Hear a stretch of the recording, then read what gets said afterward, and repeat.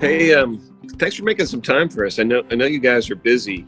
The command chief and I didn't have anything to do, so we just thought we would harass people that are trying to get work done. So you guys are the beneficiary of that.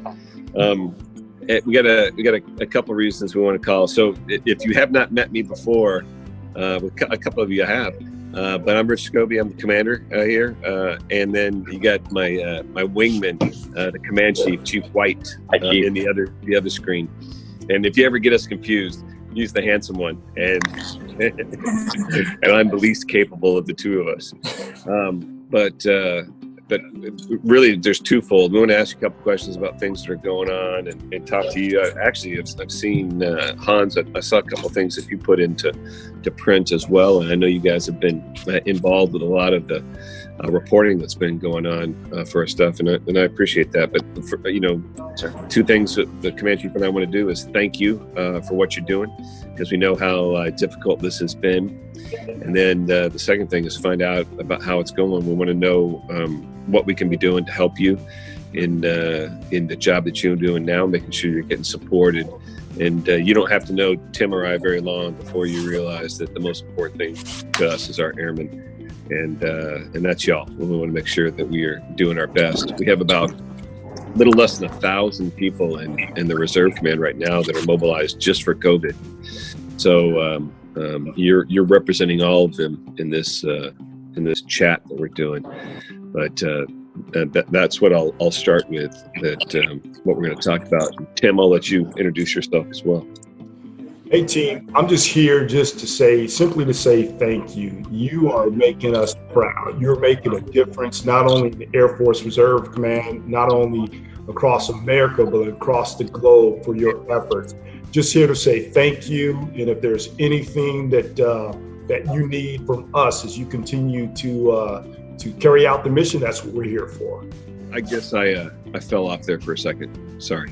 Okay. I'm not Wi-Fi. I'm low tech in today, man, and I don't want anybody to make fun of me for that. Hey, so the first question, and what I want to do is hear from all four of you is, and we've got kind of the background information on you, but really what I want to know is how you're doing and how your family's doing. What can we do better, and then and what do you need, and how everything's going. So we'll just go around and talk about those things. If you forget what I asked, I'll remind you, because I've already forgotten. But we'll go around the world, around the chat room.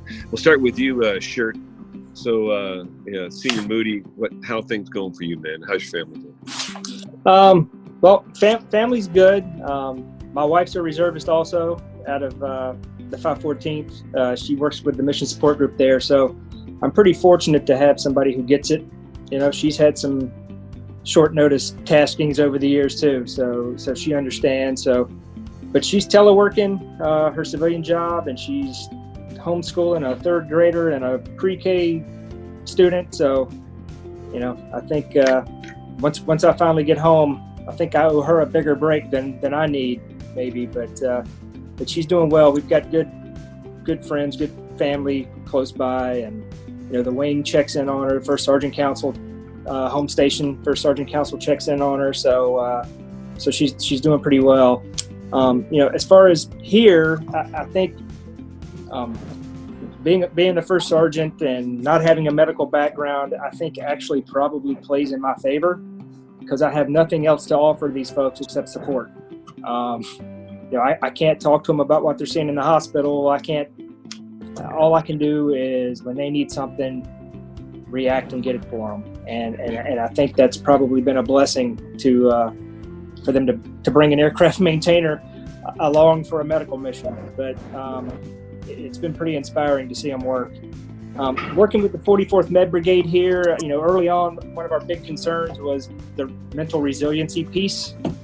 And over the last week and a half, 2 weeks, they've brought in some Air Force behavioral health folks and mixed them together and made a joint team with the Navy and the Army. And they have kind of a traveling road show of behavioral health and religious support, the Army chaplains, and they're actually going out into the city and going to the hospitals where everybody's working.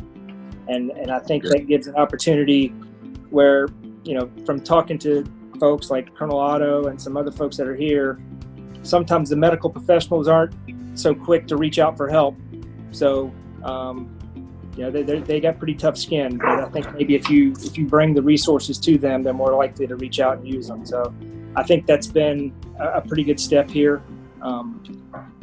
And going forward, the next piece will be once everybody goes home and they have time to think about what they've gone through here. I think that's where we're really going to have to lay the support and really lift everybody up once they get home. Sure. Man, you sound exactly like the first sergeant I want. That's what we're looking for. Thanks for that.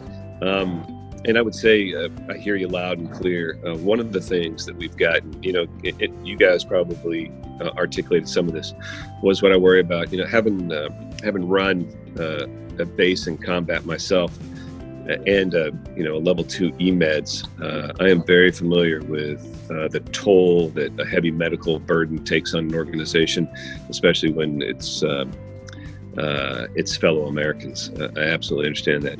And what the command chief and I have our team doing here is looking at a form of a deployment transition cell that is going to that we're going to work with all of you as we have to go through your reintegration back into your normal lives, and to make sure that you're healthy enough to go back to your families and those kind of things. It's going to take a little bit of time, but while we're doing that, we want to get resources and support to you for that very reason.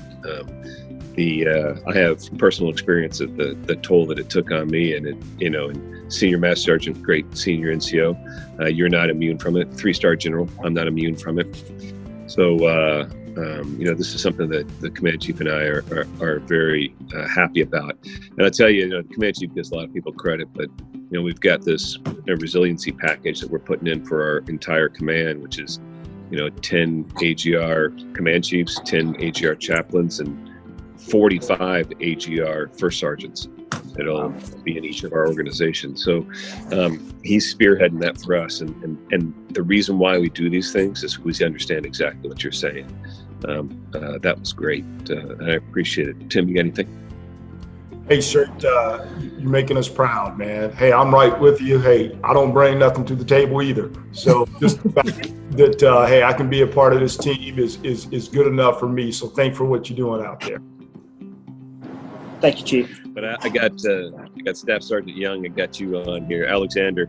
I was reading a little bit about you being there as our one X-ray tech, and trying to balance what you're doing with the reserves and getting an education. Same questions posed to you. How you doing? You getting the support you need? Is the Shirt doing his job? I mean, go ahead and just tell us right now. We'll get that change for you if you need it. Shirt and Colonel Otto have done phenomenal things since I've been here.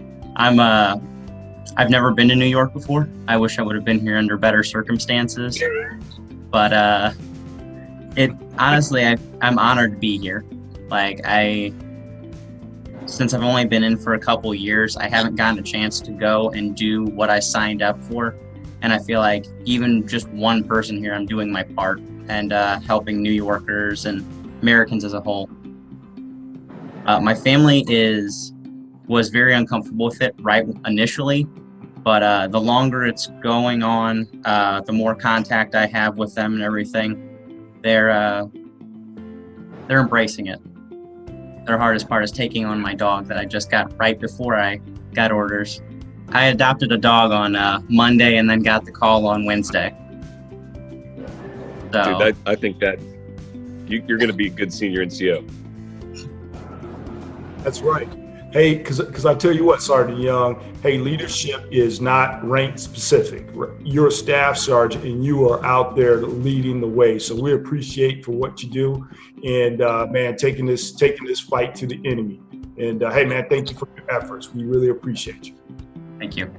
That is great. And you guys are carrying that attitude. And all these things we discuss, and if you guys have any information that you want at the end, that we want to talk about what's going on, I tell you, the command chief and I are happy to talk about anything. Our only ask is that you you make sure you spread information and talk with your fellow airmen out there so that they can know what's going on. My biggest fear is that there's a information vacuum about what's going on and how things are going. That's our biggest fear. We want to make sure that information flows up and down the chain well. That's great. So thanks, Sergeant Young. All right, I know we got Colonel Otto on here. Let's go to Colonel Otto. And how's everything going there? You running a tight ship? Trying to, as much as you can with a whole bunch of medics. Hey, I absolutely do understand that, by the way. So, Staff Sergeant Young's done a fantastic job. He came in here day one, ready to go, chomping at the bit, dove in. I talked with him about, kind of expectations and precepting. And the next thing I know, our lone wolf's off doing x-rays off by himself. He picked up pretty quick what they were putting down. And within a day, he was seeing 50 to 75 films, portable films throughout the hospital over his 12-hour shift. And then on his days off that we scheduled him, he's taking finals at the end of a semester that he didn't know he was going to get deployed on. So he's just done a great job. And Senior Moody has been exemplary, for sure. We couldn't have asked for a better first shirt. So all hours of the night and well into the morning, he's emailing, texting, making things happen, getting us vans, getting people food, checking on a few people that have been quarantined. So while a lot of us came here within 24 hours, within 48 hours, we were setting up teams. Within 72 hours, we were stepping to the hospitals. There was a fair bit of ambiguity. Yeah. But everyone's been rolling with it and stepping up to the challenge. And I think that's probably been the challenge with this mission, is that there's been so much ambiguity. As much as we can, we try to provide a direction for people, point them in the right direction and set them loose. And these other two people on the phone with me have done that very admirably, sir. That's awesome. And thanks for your leadership there, Hans. I know that's, it's in that environment, especially because you're being pulled in so many directions. You have airmen there that you're helping out with, but you also have patients that you're seeing and everything else. So that can be a double draw on your time. And you're getting the support that you need from us. Anything else from the 64th AEG or from the headquarters you need? So we've been getting a lot of support from the 64th and the 445th back home at Wright Pat. A lot of support. They've been checking in on my wife, our kids, gift packages, bubbles. I get to see pictures on the iCloud of fun stuff that they're doing. And we had a project we started in February, and thankfully the swimming pool is now open. So they're enjoying their quarantine as best as they can. I knew I should have been a doctor. Definitely, sir. That's awesome. That's good, Hans. All right. Is it Awa? Is that how you say it, or Awa? Yeah, she's fantastic. I think it's Awa. Yes, it's Awa. Hey, how are you doing? I'm fine, sir. I'm glad I was deployed with Senior Master Sergeant Moody. He's actually from my base. He known me since I joined about 6 years ago. So it was a sense of relief to be put in this environment with someone I know. And I'm telling you, he's just the best person to be around. Like, there's no stressing, there's no overthinking. It might be a maintenance thing. I worked at CSS personnel in the maintenance career field. So they just bring a different energy to the group. And my family is good. My mom and Senior Master Sergeant Moody are like best friends now. He's always checking on her, making sure she's good, because she's supposed to be back in Africa by now.